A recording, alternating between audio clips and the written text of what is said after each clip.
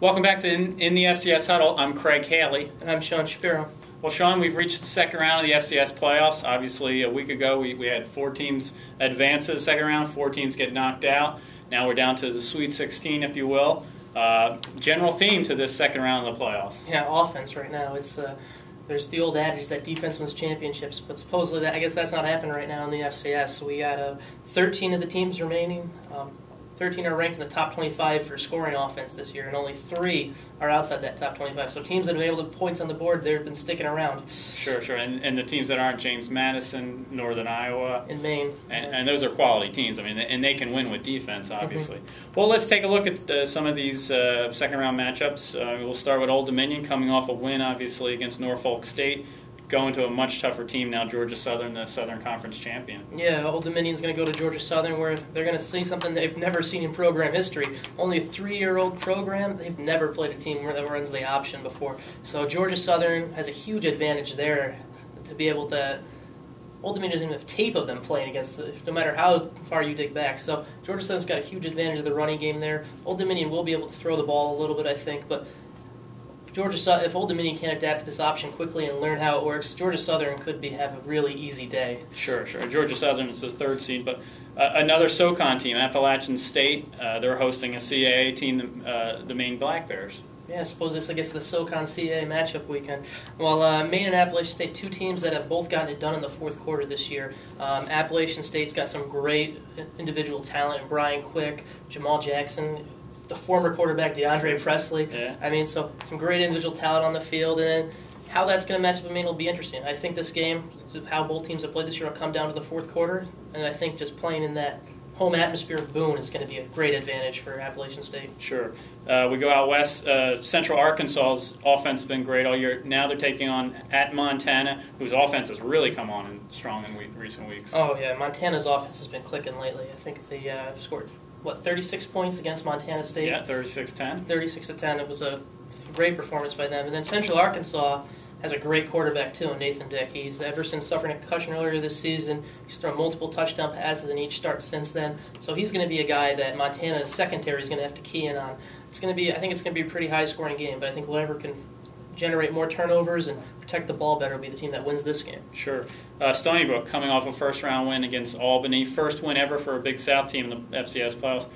Gets a little tougher now. Now you're going to the number 1 seed, who's also number 1 ranked, Sam Houston State. And it's a long trip, too. I think it's 16,000 miles, or 1,600 miles, whatever. It's a long trip for Stony Brook out to Sam Houston State. And this game is going to be all about who can run the ball better, which that's tough to looking at it right now. You got 3 1,000-yard rushers already coming into this game, and Tim Flanders for Sam Houston State, Miguel Masonette, and Brock Chikalski for Stony Brook all rushed for over 1,000 yards. And then Sam Houston State's also got their Wild Bearcat quarterback, or Wildcat, whatever you want to call it, who's rushed for 7.8 yards per carry. So definitely some dangerous guys to run out of the running back position.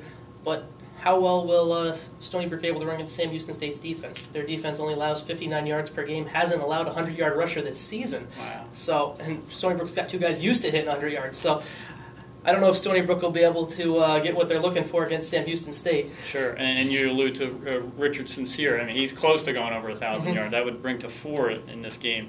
New Hampshire, they're going out to Montana State. Never an easy trip going out to Bozeman. Yeah, it's another long trip. I'm not even going to try and figure out the miles right now.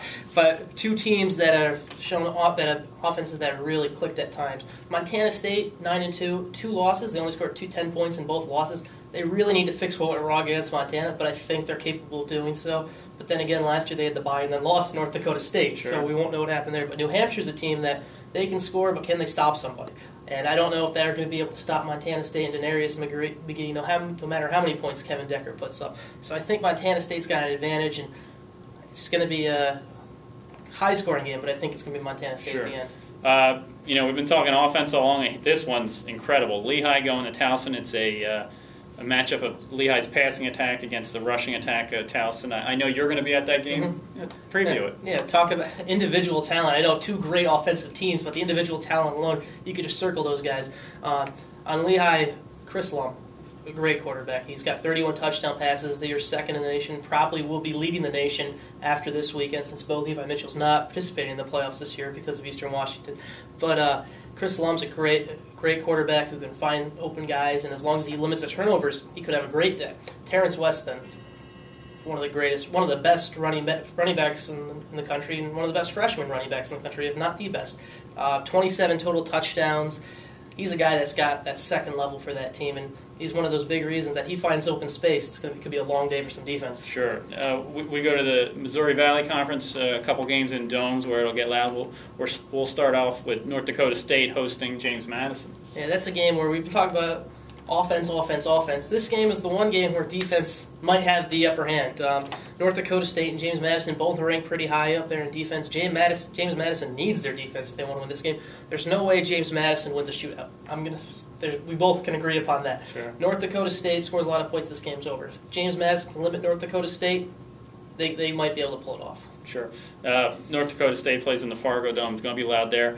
Another dome, the UNI Dome at Northern Iowa, hosting Wofford. That's a tremendous match. That's another great game. Another game of, seems running the ball is the other constant we've been talking about, other than Lehigh, obviously, and New Hampshire. But Wofford runs the triple option, the top-ranked rushing attack in the nation. Northern Iowa doesn't run the option, but they've got a great backfield duo of Tyrell Rennie and Carlos has been hurt a little bit. Carlos Anderson, yeah. But they've got a great backfield duo. It's going to be interesting. Who can run the ball better? Obviously, Wofford's going to run that triple option. Northern Iowa hasn't really played that year. It's always tough to prepare for the triple option.